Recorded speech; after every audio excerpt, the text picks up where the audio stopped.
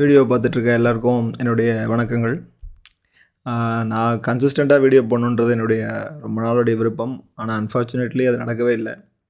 இப்போ கூட கிட்டத்தட்ட 1 இயர் டிலே. இதுக்கு முன்னாடி இதே மாதிரி 1 இயர் டிலேலாம் எடுத்திருக்கேன். சரி, coming back to the subject matter. நான் வந்து இப்போது கன்சிஸ்டண்ட்டாக வீடியோ போடலாம் அப்படிங்கிறது என்னுடைய ஒரு சின்ன விருப்பம். ஃபைன். ரீசன்ட் பொலிட்டிக்கல் டெவலப்மெண்ட்ஸ் வந்து இந்த வீடியோவுக்கு வேணால் ஒரு காரணமாக இருக்கலாம். பட் எனக்கு பொலிட்டிக்கலாக பேசுகிறதுக்கு விருப்பம் இல்லை. இருந்தாலும் இப்போ பேச போகிற பொலிட்டிக்கல் டெவலப்மெண்ட்டை பாலிட்டிக்ஸ் இல்லாமல் பேசுகிறதுக்கு நான் முயற்சி செய்கிறேன். கிட்டத்தட்ட என்னோடய பழைய வீடியோஸ்லாம் நீங்கள் பார்த்துருந்தீங்கன்னா சயின்ஸு சம்மந்தமாக பேசலான்றது தான் என்னுடைய பேசிக் இன்ட்ரெஸ்ட்டு. பார்ப்போம் எப்படி போகிறதுன்னு எனக்கு தெரியல. ஃபைன். 2-3 நாள் முன்னாடி பதவி ஏற்றுக்கிட்ட தமிழ்நாட்டோட புதிய முதலமைச்சர் வந்து பதவி பிரமாணம் எடுத்துக்கிட்டப்போ தமிழ்நாட்டோட மொத்த கடனை பற்றி அவர் டிஸ்கஸ் பண்ணியிருந்தார். 10 லட்சம் கோடி அப்படின்னு அவர் சொல்லியிருந்தார். என்ன 10 லட்சம் கோடியா அப்படின்னு நிறைய பேர் ஆச்சரியமாக பேசிகிட்டு இருக்கிறத நான் கேட்டிருக்கேன். இது ஒன்றும் புது இன்ஃபர்மேஷன்லாம் கிடையாது. ரீசெண்ட்டு February மாதம் பழைய கவர்மெண்ட் போட்ட பட்ஜெட்லேயே, இன்டரிம் பட்ஜெட்லேயே தமிழ்நாட்டோட மொத்த கடன் வந்து இந்த மாதிரி ஸ்பெசிஃபை பண்ணிட்டாங்க. ஃபைன். இது என்ன 10 லட்சம் கோடி 10 லட்சம் கோடி கடனா அப்படின்னு கேட்குறவங்களுக்கு நான் சொல்கிறேன். ஃபார் இன்ஸ்டன்ஸ், இப்போது வருஷத்துக்கு 20 லட்ச ரூபா சம்பாதிக்கிறாருன்னு வச்சுப்போம் ஒருத்தர். அவருக்கு 10 லட்ச ரூபா கடன் இருக்குது.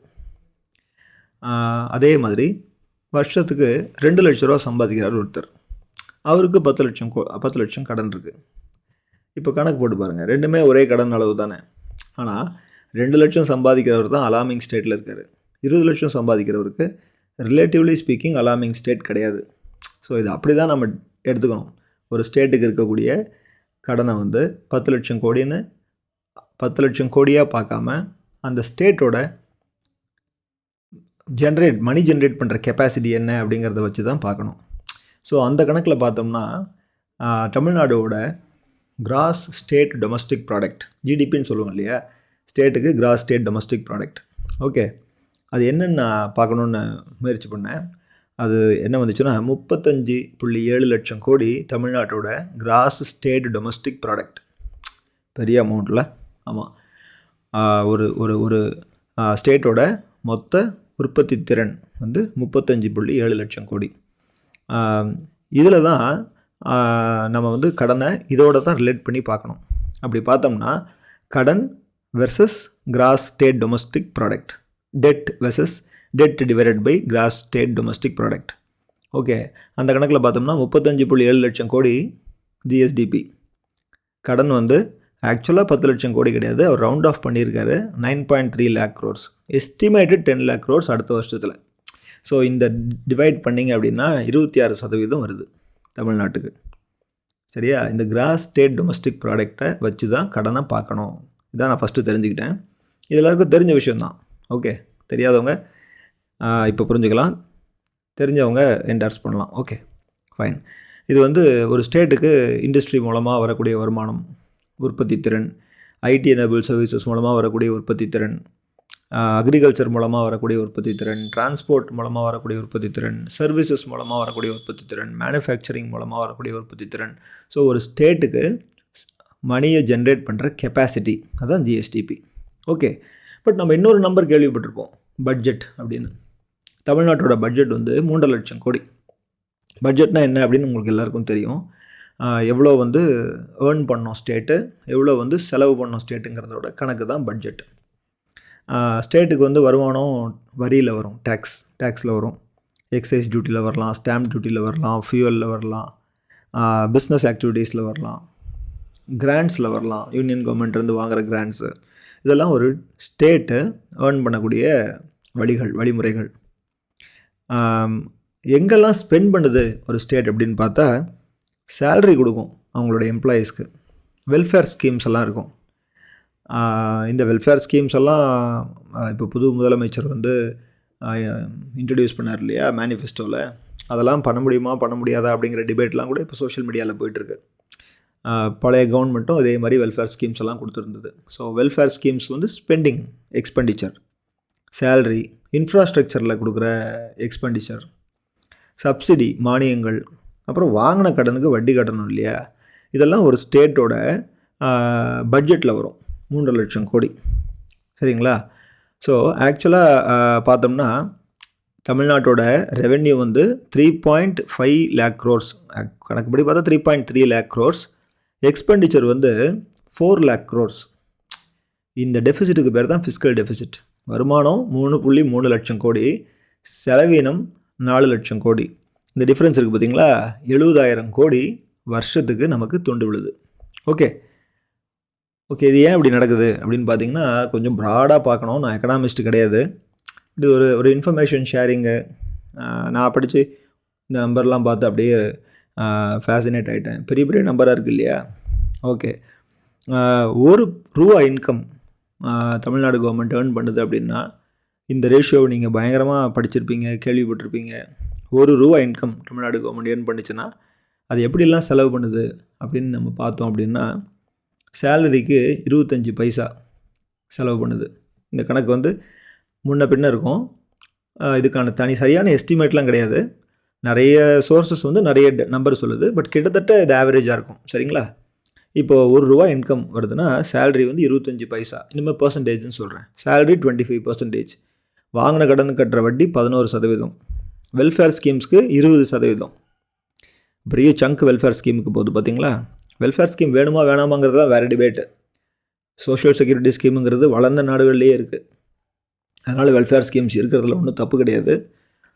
ஸோ திரும்பவும் நான் வரேன். ₹1 இன்கம் வந்துச்சுன்னு சொன்னால் சேலரியாக கொடுக்குறது 25%, இன்ட்ரெஸ்ட்டு 11%, வெல்ஃபேர் ஸ்கீம் 20%, கல்விக்கு தமிழ்நாடு கொடுக்குற மதிப்பீடு 15% செலவு பண்ணுறாங்க கல்விக்கு. ஹெல்த் கேர் மருத்துவம் 7%, இன்ஃப்ராஸ்ட்ரக்சருக்கு 15%. ஸோ சேலரின் போது பென்ஷனும் கூட வரும். பென்ஷனுக்கு 13%. ஸோ சேலரி நான் 25% சொன்னேன், பென்ஷனையும் சேர்த்துக்கணும் நாம். ஓகே, ஸோ அந்த எக்ஸ்பெண்டிச்சராக இப்போ இந்த ரெவென்யூ எக்ஸ்பெண்டிச்சராக பிரிக்கலாம், கேபிட்டல் எக்ஸ்பெண்டிச்சராக பிரிக்கலாம். ஸோ தமிழ்நாடு ₹1 இன்கமில் இந்த மாதிரி தான் செலவு பண்ணுது. ஓகே, தமிழ்நாட்டுக்கு வரக்கூடிய வருமானம் வந்து ஆக்சுவலாக டைரெக்டாக தமிழ்நாட்டுக்கு வரக்கூடிய வருமானம் வந்து உண்டு, யூனியன் கவர்மெண்ட்டு கொடுக்குற ஷேரும் உண்டு.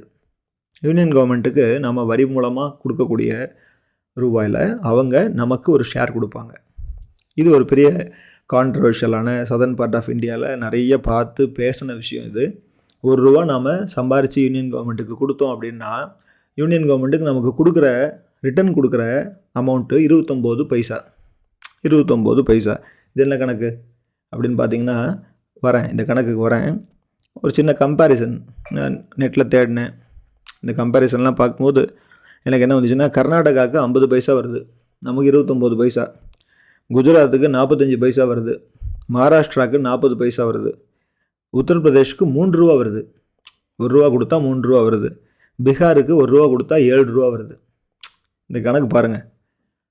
ஆனால் இது வந்து சரியா தப்பா அது மாதிரிலாம் நம்ம பார்க்குறது அதான் பொலிட்டிக்கல் ஆகிடும், கான்ட்ரவர்ஷியல் ஆகிடும். அந்த மாதிரிலாம் பார்க்க வேண்டாம். பட் இது நல்லா உத்து கவனிக்கும் போது நான் படித்த ரிப்போர்ட்ஸில் என்ன இருக்குன்னா, பாப்புலேஷனை வச்சு தான் இந்த ரீடிஸ்ட்ரிபியூஷன் நடக்குது. Need based redistribution. அந்த ஸ்டேட்ஸ் கொஞ்சம் பர்ஃபார்ம் பண்ணணும் அப்படிங்கிறதுக்காக அதிகப்படியாக இந்த ரீடிஸ்ட்ரிபியூஷன் இந்த மாதிரி நடக்குது. அப்போ இது யோசிக்கும் போது, நம்ம வளர்ந்த ஸ்டேட்டுங்கிறதுனால இப்படி இருக்கா அப்படிங்கிற ஒரு சாட்டிஸ்ஃபேக்ஷன் எனக்கு வந்துச்சு. ஓகே, இருந்தாலும் ₹1க்கு 29 பைசாங்கிறது கம்மி. பட் பீகார், உத்தரப்பிரதேஷ் நல்லா டெவலப் ஆகணுங்கிறதுக்காக நம்ம அவங்களுக்கு எக்ஸ்ட்ரா தரோங்கிறது ஒரு வகையில் சாட்டிஸ்ஃபேக்ஷன் அப்படின்னு எடுத்துக்கலாம். Okay, fine. So based on per capita income, based on population, based on need, அதெல்லாம் பார்க்கும்போது இந்த ரீடிஸ்ட்ரிபியூஷன் நடக்குது. இந்த கணக்கெலாம் வச்சு பார்த்தோம்னா தமிழ்நாடு கடன் வாங்கி தான் ஆகணும். கரெக்டாக? ஃபைன். நான் சின்ன கம்பேர் பண்ணி பார்த்தேன் மற்ற ஸ்டேட்ஸ்க்கு. எப்படி இந்த ₹1 கொடுத்தா 29 பைசா வருதுங்கிறத கம்பேரிசன் பண்ணோம் இல்லையா, அதே மாதிரி ஒரு சின்ன கம்பேரிசன் பண்ணி பார்த்தேன். நம்மளுடைய ஜிஎஸ்டிபி நான் சொன்னேன் 35 லட்சம் கோடி. இதே நம்பர் வேறு ஏதாவது ஸ்டேட்டுக்கு இருக்கா அப்படின்னு பார்க்கும்போது குஜராத்துக்கு இதே மாதிரி 35 லட்சம் கோடி ஜிஎஸ்டிபி. ஓகே, ஒரிசாவுக்கு 11 லட்சம் கோடி, மகாராஷ்டிரா 47 லட்சம் கோடி, பெரிய ஸ்டேட் மகாராஷ்டிரா ஜிஎஸ்டிபி கணக்கில். தெலுங்கானா 20 லட்சம் கோடி. கணக்கு போட்டு பாருங்கள், குஜராத் நமக்கு ஈக்குவலாக இருக்குது, மகாராஷ்டிரா நம்மளோட ஜாஸ்தியாக உற்பத்தி செய்து, ஒடிசா கம்மியாக இருக்குது 11 லட்சம் கோடி, தெலுங்கானா இன்பிட்வீனில் இருக்குது 20 லட்சம் கோடி. இந்த இந்த மாதிரி ஒரு வேரியேஷனில் நான் இந்த டேட்டாவை வச்சுருக்கேன் இப்போது. சரி, ஓகே, நமக்கு 35 லட்சம் கோடி, ஆனால் நம்மளுடைய கடன் டு ஜிஎஸ்டிபி பார்க்கும்போது 26% வந்துச்சு. நமக்கு ஈக்குவலாக இருக்க குஜராத்து எவ்வளோ கடன் பர்சன்டேஜ் வருதுன்னு பார்த்தா 18% தான். அது வாங்கியிருக்க கடன் கம்மி. இதை பார்க்கும்போது குஜராத் ஹைலி பர்ஃபார்மிங் மாதிரி தெரியுதுல்ல. விஷயத்துக்கு வரேன். குஜராத் 35 லட்சம் கோடி, கடன் டு ஜிஎஸ்டிபி ரேஷியோ 18%. ஒரிசா 11 லட்சம் கோடின்னு சொன்னேன், அதோட கடன் டு ஜிஎஸ்டிபி ரேஷியோ 17%. மகாராஷ்டிரா பெரிய ஸ்டேட், 47 லட்சம் கோடி, அதோடைய உற்பத்தி திறன், கடன் டு ஜிஎஸ்டிபி ரேஷியோ 19%. மகாராஷ்டிராவுக்கு 40 பைசா போகுது, ஞாபகம் இருக்கா? குஜராத்துக்கு 45 பைசா போகுது, ₹1 கொடுத்தாங்கன்னா அவங்க யூனியன் கவர்மெண்ட்லேருந்து. தெலுங்கானா நம்மளோட கடன் டு ஜிஎஸ்டிபி ரேஷியோ தான் தெலுங்கானாக்கும் 26%. பட் அவங்களோட உற்பத்தி திறன் 20 லட்சம் கோடி. நிறைய நம்பர்ஸ் இருக்குல்ல. திரும்பவும் ஒரு வாட்டி கேட்டு பார்த்தீங்கன்னா உங்களுக்கு நம்மளுடைய சைஸ் தெரியும், எக்கனாமி சைஸ். ஓகே, தமிழ்நாடு 29 பைசா வாங்கிக்கிட்டு 35 லட்சம் கோடி உற்பத்தி திறன் பண்ணுது, 26% கடன் to GSDP ratio. But Gujarat 45 பைசா வாங்குறதா ஒரு டேட்டா சொல்லுது. பட் இதுக்கெல்லாம் அத்தன்டிகேட்டட் டேட்டா யூனியன் கவர்மெண்ட்டுக்கிட்ட இருந்து கிடையாது. பட் வேரியஸ் பேப்பரில், ரிப்போர்ட்டில், டாக்குமெண்ட்ஸில் இருக்கிறத நான் அங்கங்கே தேடி பார்த்தேன். இதில் தவறுகள் இருக்கலாம், சரியாகவும் இருக்கலாம். இது ஒரு ஹெல்த்தி டிஸ்கஷனாக போகிறது நல்லது. அறிவார்ந்த சமுதாயம் வளர்கிறது நல்லது தானே. ஃபைன். இந்த பணத்தை வாங்கிட்டு தான் தமிழ்நாடு எஜுகேஷனுக்கு ஸ்பெண்ட் பண்ணுது, ஹெல்த் கேருக்கு ஸ்பெண்ட் பண்ணுது. ப்ளஸ் எக்கனாமி சைஸை பொறுத்து டிவர்ஸ் இண்டஸ்ட்ரியல் டிஸ்ட்ரிபியூஷன் தமிழ்நாடுவை பொறுத்தளவில். தமிழ்நாடோட எக்கானமி ரொம்ப ஸ்ட்ராங் அப்படின்னு சொல்கிறதுக்கான காரணம் இங்கே டிவர்சிஃபைடு இண்டஸ்ட்ரியல் பேட்டர்ன் தெரிகிறது. மேனுஃபேக்சரிங் பேஸ் வேறு தமிழ்நாடு, அஃப்கோர்ஸ் நிறைய ஸ்டேட்ஸ், மகாராஷ்டிரா சொல்லலாம். So service sector, urbanisation, export compatibility, இந்த மாதிரி நிறைய விஷயங்கள் எனக்கு தெரிஞ்சது. ஹியூமன் டெவலப்மெண்ட்டில் தமிழ்நாடு வந்து ரொம்ப ஹைலி ரேட்டடாக இருக்குது. ஃபைன். தமிழ்நாடு பெரிய ஸ்டேட்டு, 10 லட்சம் கோடி கடனுன்னே தமிழ்நாடு ரொம்ப வீக்கரோ அப்படின்னு சில செக்ஷன் ஆஃப் சொசைட்டி நினச்சிடக்கூடாது அப்படிங்கிறதுக்காக கொஞ்சம் அங்கே எங்கே டேட்டா எடுத்தேன். ஃபைன். இதுதான் எனக்கு தெரிய வந்துச்சு. அப்படியே கொஞ்சம் எக்ஸ்டெண்ட் பண்ணி நம்ம ஒரிசாவோட கம்பேர் பண்ணுறோம், மகாராஷ்டிராவோட கம்பேர் பண்ணுறோம், குஜராத்தோட கம்பேர் பண்ணுறோம். ஃபஸ்ட்டோடையும் மகாராஷ்டிராவோடையும் குஜராத்தோடையும் கம்பேர் பண்ணுறதா தான் இருந்துச்சு. சரிங்களா? குஜராத்துக்கும் நமக்கும் ஒரே மாதிரியான உற்பத்தி திறன். குஜராத்தோட கடன் சதவீதம் கம்மியாக இருக்குது, நம்மளது ஜாஸ்தியாக இருக்குது. இருந்தாலும் குஜராத் வாங்கக்கூடிய தொகை ஜாஸ்தி, தமிழ்நாடு வாங்கக்கூடிய தொகை கம்மி. இதுதான் எனக்கு வந்து இன்ஃபரன்ஸ். நான் அப்படியே கூட எக்ஸ்டெண்ட் பண்ணி நாடுகளோட கம்பேர் பண்ணலாமா தமிழ்நாடுவை அப்படின்னு நான் நினச்சேன். இது என்ன பைத்தியகாரத்தனமாக இருக்குது அப்படின்னா, இல்லை, நான் சும்மா கம்பேர் பண்ணி பார்த்தேன்.